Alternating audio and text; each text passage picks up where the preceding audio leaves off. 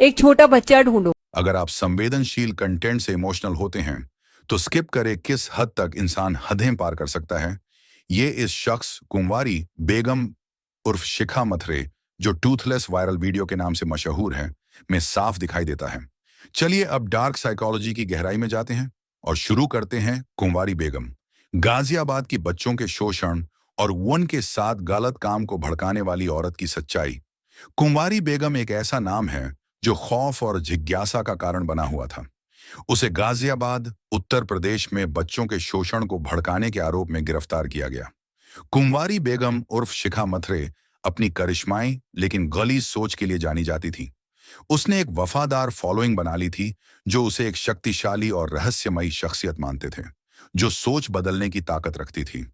लेकिन उसके इस करिश्माई शख्सियत के पीछे एक खतरनाक डार्क क्रिमिनल माइंड छुपा था, जो मासूम बच्चों के जीवन को बर्बाद करने के लिए उन्हें अपने चंगुल में फंसा लेता था। उसने ये अपराध क्यों किए?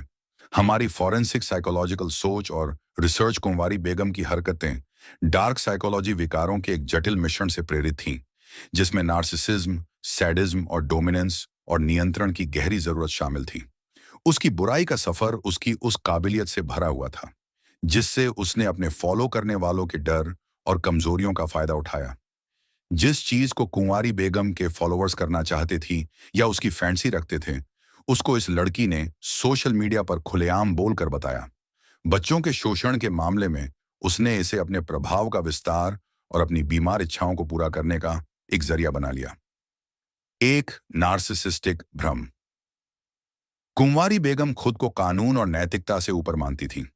उसकी नार्सिसिज्म ने उसे यह मानने पर मजबूर कर दिया कि बाकी लोग, खासकर बच्चे, सिर्फ उसकी जरूरतों को पूरा करने के लिए मौजूद थे।